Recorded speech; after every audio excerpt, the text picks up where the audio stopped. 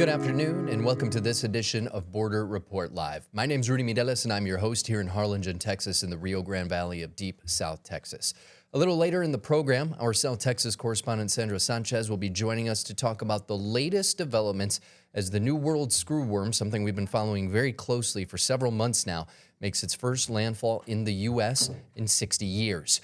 But first, as always, let's go ahead and take a look at what's trending across the border. Starting with 5-year-old Liam Conejo Ramos and his father have returned to Minnesota after being released by U.S. Immigration and Customs Enforcement.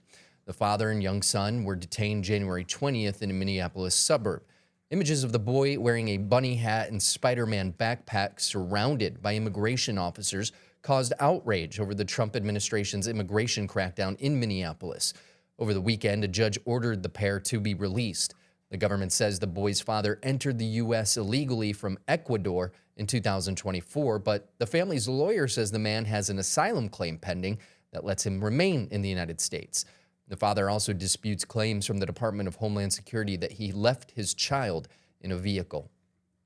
Hours after they left the Dilley Immigration Processing Center in South Texas, the Department of Homeland Security said that it had locked down the facility amid a measles outbreak. DHS Assistant Secretary Tricia McLaughlin told our partners at News Nation, Border Report Live's sister network, that the Texas Department of State Health Services confirmed on Saturday that 2 detainees at that center had contracted measles. McLaughlin added that Immigration and Customs Enforcement's Health Services Corps, quote, immediately took steps to quarantine and control further spread and infection, ceasing all movement within the facility and quarantining all individuals suspected of making contact with the infected, end quote. She added medical staff is continuing to monitor the detainees' conditions and will take appropriate and active steps to prevent further infection. All detainees are being provided with proper medical care. Again, that is from the DHS Assistant Secretary. Last week, the Dilley Detention Center was the site of a protest with migrant activists demanding the release of Liam Ramos as well as his father. The mayor of Portland, Oregon, has demanded that U.S. Immigration and Customs Enforcement leave his city after federal agents launched tear gas at demonstrators, including young children, outside an ICE facility during a weekend protest.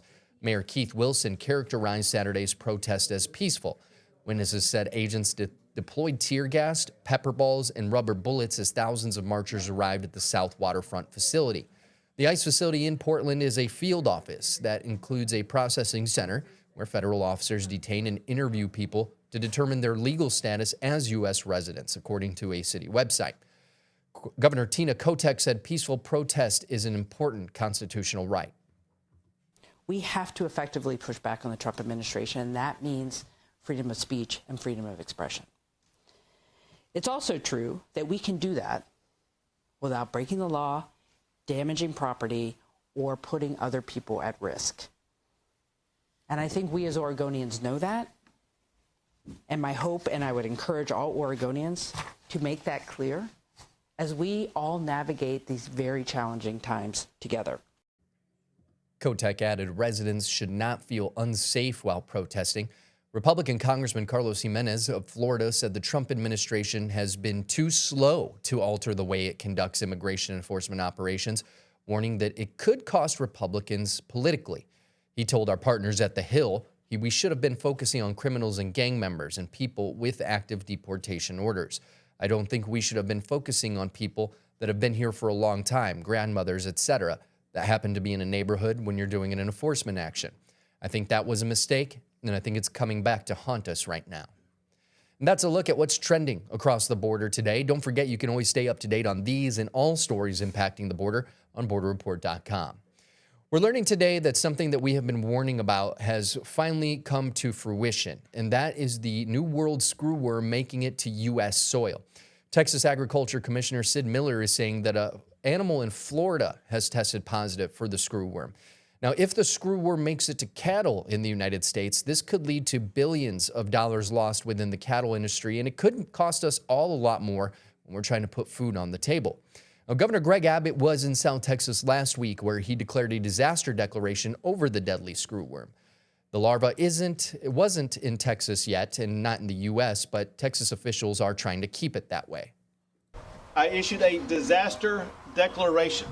It is a preemptive statewide disaster declaration. It directs the Texas Animal Health Commission, as well as the Texas Parks and Wildlife, to serve as the lead state agencies for responding to foreign animal diseases, including the New World screwworm. They will lead prevention and response efforts to ensure that the screwworm does not harm our ag industry in the state of Texas. As I point out, I haven't made it from Mexico to Texas yet, but the response team is working closely with the United States Department of Agriculture to keep the screwworm out of Texas. Now, again, the screwworm is something that we have been following very, very closely since the beginning of last summer. So we want to bring in our South Texas correspondent now, Sandra Sanchez, to shed some more light on this. Now, Sandra, you've been covering this for quite a while now, but before we jump into a little bit of what Governor Abbott said and what's being done to hopefully keep it away from Texas, for those folks at home that maybe haven't heard of this tiny little bug before, can you tell us a little bit about it? Right, Rudy, the New World screwworm is actually a fly. It's not a worm, but in its larva stage, in the pupa stage, it's very dangerous. Female screwworms can lay their larvae in wounds, and the larvae have these two front teeth that looks like screws, frankly, and they burrow through the skin. They can kill a calf in days.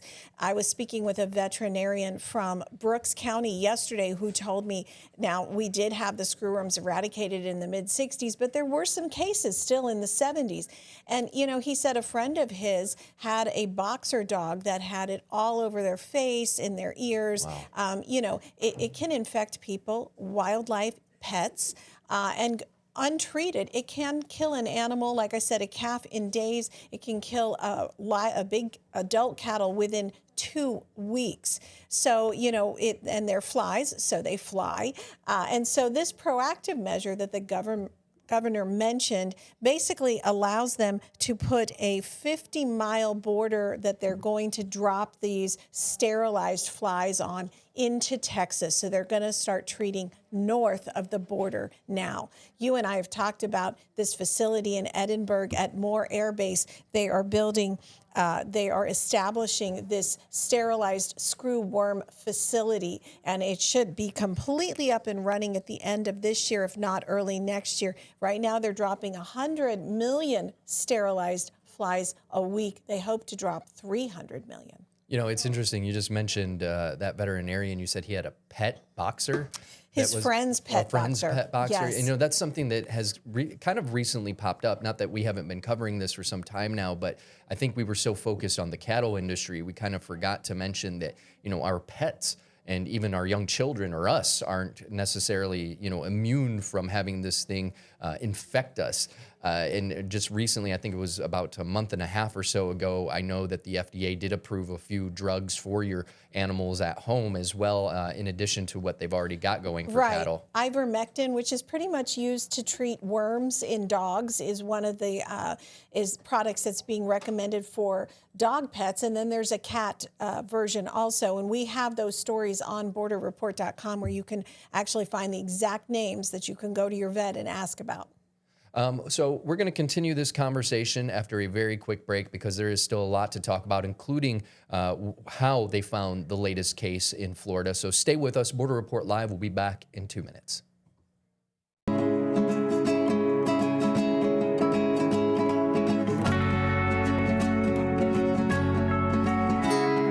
Welcome back to this edition of BorderReport.com. Bringing back in now our South Texas correspondent, Sandra Sanchez, to continue this discussion about the New World screwworm. As we mentioned, it's now been identified in Florida, according to Texas's Ag Commissioner Sid Miller. What do we know about this case? Yeah, well, last week there was a horse that showed up at a quarantine facility in Florida, and it tested positive after it had wounds. The wounds appeared to be infected. They sent samples to an Iowa testing facility and definitely was positive for New World screwworm. But what's different about this is because this horse came from Argentina, they don't believe it was the fly coming up the border, crossing the border. And so they're not considering this a case of, it crossed the border, it came up from Mexico, because it didn't. It clearly came from a horse that was thousands of miles away. So, well, that kind of follow up on that. That is one of the concerns, right? Yes. That we just right across the Rio Grande, excuse me, from us here in Harlingen is the Mexican state of Tamaulipas, where they have had, it seems like every week they're popping up with new cases. Can you tell us a little bit about those? You're right, Rudy. They've had 11 cases, and Tamaulipas is just across the river from us. The closest one was 70 miles from U.S.-Texas, South Texas border town. And so part of this effort that Governor Abbott announced when he visited here to South Texas, he visited Raymondville last week, was they're going to do these proactive efforts. They're going to start dropping these sterilized screwworms 50 miles north of the border, so that covers where we are here in Harlingen, as well as I think 50 miles south of the border. They're going to cover into Tamaulipas. The idea is to cover the Rio Grande region and to try to prevent these screwworms from, coming north. Interesting biological fact about them is that the female screwworm only mates one time in her young little life. Wow. And so that's why they're sterilizing the males, and then hoping that, that the females won't be able to give birth. They're also doing something that's really interesting. It's called a fluorescent glow to ensure that they know the difference between because they have traps up, right? That they've caught a sterilized screwworm as opposed to a non-sterilized screwworm. Well, they're putting a fluorescent glow on the sterilized ones. And they're saying that the USDA is going to dye the sterile pupa, and the dye will transfer to the sterile flies when they hatch. The fluorescent dye will glow under UV lights. Wow. Yeah, I thought that was really stuff. Yeah, that's and also be visible to the naked eye. So if a sterile fly is captured in a trap, this dye will allow animal health officials to quickly rule it out as a threat. Yeah, because I was actually going to ask about that. Like when you set traps up and you're releasing all these flies, I mean, do you have to take individual flies in these traps and take a little magnifying glass to find out if these are the ones you dropped and introduced into the region? But just to kind of give people a little context, 70 miles. For us, that is from Brownsville, Texas, one side of the valley, to I want to say about Rio Grande City, maybe even a little less than that. Yeah, closer to McAllen, I think. Yeah, La Grulla, maybe. Yeah. So I mean, it's not that far away from us. It's a drive that you and I make almost every single day, round trip to get to here in Harlingen, Texas, and back to where we live in the McAllen area. So it's getting closer, and I think while it is promising that horse was livestock that was imported, it is also kind of very concerning that it's just right literally across the Rio Grande from us. It is. I spoke to a woman, Susan Kibbe, who was 14 years old when she was treating infected, she's from here, horses, and she actually got kicked in the head by a horse that was being treated at the time. And, she says how absolutely horrible it was to try to remove these infections from horse and cattle and all kinds of livestock. And, she doesn't want to see it go back to that. She is president of South Texas Homeowners Association. She represents ranchers in Brooks and counties to the north. I think we have a little bit about what she told me a few months ago. When I was 14 years old, we were pushing a horse into the chute to treat it for screwworms. It was a male horse, and he had it in the sheath of his penis. So we were pushing him in the chute, and he came barreling back before I could push the bar to shut the chute gate. And the gate hit me in the head and knocked me out, and the whites of my eye were bloodshot. So yes, scraping them out of the navel of baby calves with a stick, putting bluing medicine inside, and then capping that with a tar to prevent further infection. And it's hands-on. We don't have the cowboys and the labor to help anymore. That kind of just goes to show we're so concerned with the infection, not just in animals now, but humans as well, and small children and our pets at home. But the folks that, count on these cattle to put food on the table for their families and themselves, how they make their livelihood, having to go out there and literally, risking their lives to treat these cattle and whatever other animals they may have on the ranch is something that I don't think a lot of people are also thinking about when we talk about the screwworm. Yeah, there's a real fear. I interviewed this veterinarian, Dr. Mike Vickers in Falfurrias yesterday. I spoke to him over the phone. And in the 1970s, when he got out of vet school and he started, he was treating screwworms in Edinburgh. And, he was telling me they were using dart guns. They were using anything they could to try to dig into these orifices and clean out the animals. And he says the ranchers right now, they're very scared. Everyone is, reaching out to them. They're trying to get this ivermectin delivered. They're special products that they're feeding to the cattle that have been approved as a preemptive, preventative medicine. And, he says that it's just kind of all hands on deck. They're bracing for the potential. It could cost the Texas cattle industry $2.1 billion if it comes here and if it infects the cattle.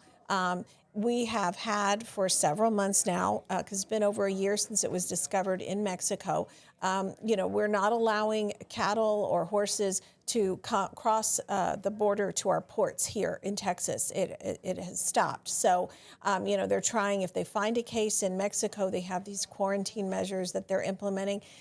We've heard that, it appears to be containing the screwworm, but it's the size of a housefly, so they're, could get out there, and they're very, very worried. I think another important thing, and if we could pull that video up that we just had up, and it'll come back around again. I think this is also important for the folks at home. You see those that cattle right there. I took that cattle, yeah. I mean, that's just right on the other side of the Rio Grande, right? Yeah. I mean, it's that close how they're letting their cattle roam up to, what is essentially our border. I was actually filming from the dock in Mission, and that cow was drinking water right across in Tamaulipas, and there you always see them. Now this is the Zapata County judge, Joe Rathmager, and that's his personal ranch on the Rio in Zapata, which is actually the closest spot that has had the screwworm in Tamaulipas to it. So he's extremely concerned. I've spoken to him. Those are cows actually, they quarantine for deer fever tick here. And so, they already have all these measures and all these expenses that they have to go through. And now this is just basically one more thing. So. Yeah, and I think it really just goes to show just how close these cattle, the livestock on the other side of the border, get to this side of the border's livestock. As you just mentioned, that judge, he's right there next to the Rio Grande with his personal livestock that he owns.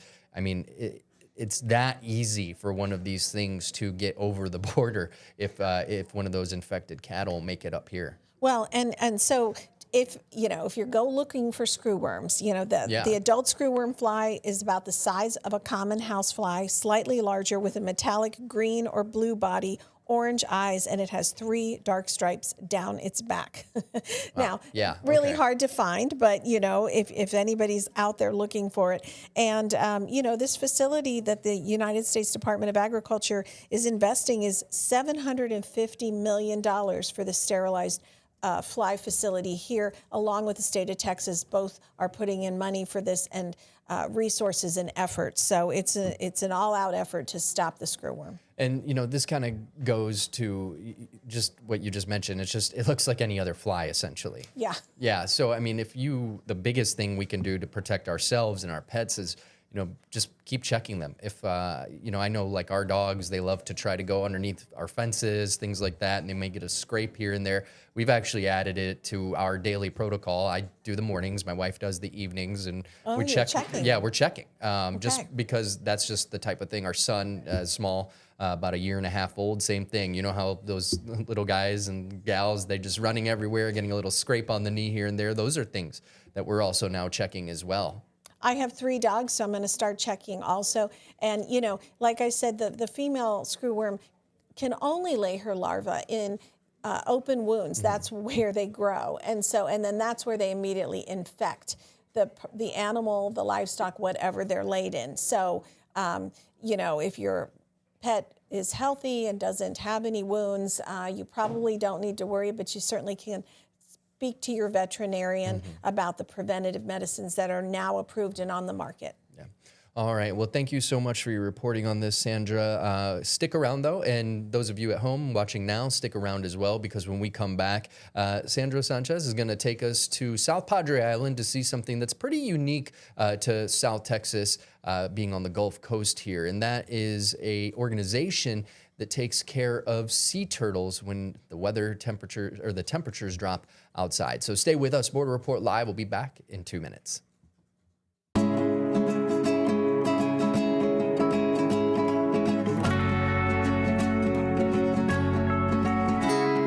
Welcome back to this edition of Border Report Live. My name is Rudy Mideles, your host here in Harlingen, Texas, in the Rio Grande Valley of deep South Texas. Wanted to bring in our South Texas correspondent, Sandra Sanchez, again, because she's got some reporting on something that's pretty unique to our area. You know, down here in South Texas, when the cold comes, you see people make a big deal. The driving gets crazy. The shelves at the local grocery stores go empty. Big impact here on the folks who aren't used to turning on the heat very many times a year in their homes. But another thing that gets impacted is some of our really, one of the jewels of South Texas, especially the Gulf Coast area, and that is the sea turtles off the coast of South Padre Island. Tell us a little bit about what you got to see over the last week or so. Yeah, Rudy, this was a real treat. We cover a lot of border immigration stories, but this one was the sea turtles, the endangered creatures that live and people love so much. There was actually 450 of them released back into the Gulf here and up the coast in Galveston. Just last week, Texas A&M University facilitated 100 back, and then here Sea Turtle Inc., which operates the largest sea turtle hospital in the world, put in 300 one day where I was there and 50 the day before. So, you go to Hawaii and people go to swim with the turtles and see the turtles. You can just see them here. They nest on our sand dunes, and when it gets below 50 degrees, they get stunned. And so it takes an army of volunteers and caring community to rescue them and help them. Let's take a listen.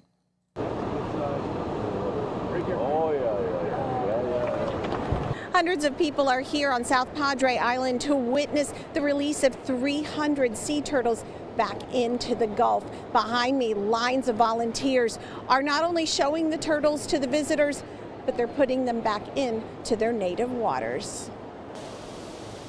800 volunteers with the nonprofit Sea Turtle Inc. marched these sea turtles back into the Gulf waters near the border with Mexico. This was the second release in 2 days here. 50 had been freed the day before. And up the Texas coast in Galveston, 100 turtles were put back into the Gulf with the help of Texas A&M University. A cold snap that swept across the country this week and made its way to South Texas stunned the creatures, says Sea Turtle Inc. CEO Wendy Knight. We had a big cold storm that's come through over the last 3 days or so. So this is a great way to end a really exhausting few days. The staff love release days. So do the visitors.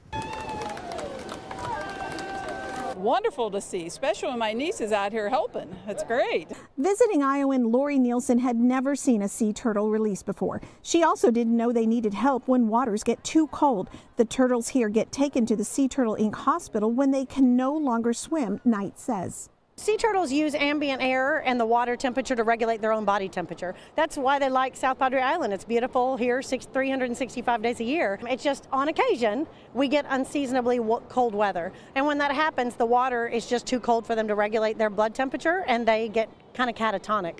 They can't swim anymore. This is the biggest sea turtle hospital in the world. It opened last year on South Padre Island at a cost of $7 million. And after a few days and lots of TLC, the turtles are ready to go back home.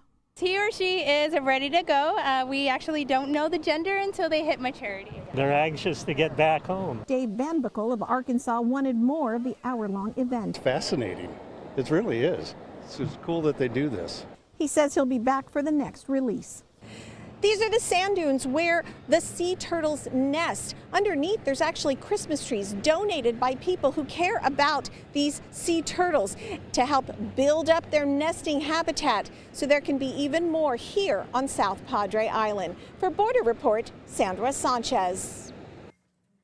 pretty cool experience you got. I remember a couple years ago during that big winter freeze in 2021, Sea Turtle Link was taking in thousands of turtles that week, keeping them at the South Padre Island Convention Center. The work they do out there, I mean, we can't talk about that enough. And they're so careful with them, like you can't get too close to them. They obviously gave me media access, but they keep everyone back. There was like 2,000 people on the beach. Wow. And they're very careful to make sure that these turtles have a chance. All right. Well, thank you so much for your reporting today, Sandra. We appreciate you being here. Really quick, before we go, we wanted to remind you to check out our partners at Political Power Ranker. It's a weekly show tracking the movers, shakers, and rule makers in American politics. This week's episode is focusing on the Michigan U.S. Senate race. Some new polling from Emerson College there, so check it out. You can find more on Political Power Ranker at abc27.com or your local Nexstar station's website. That's going to do it for us today. For Sandra Sanchez and myself here in South Texas, have a great day.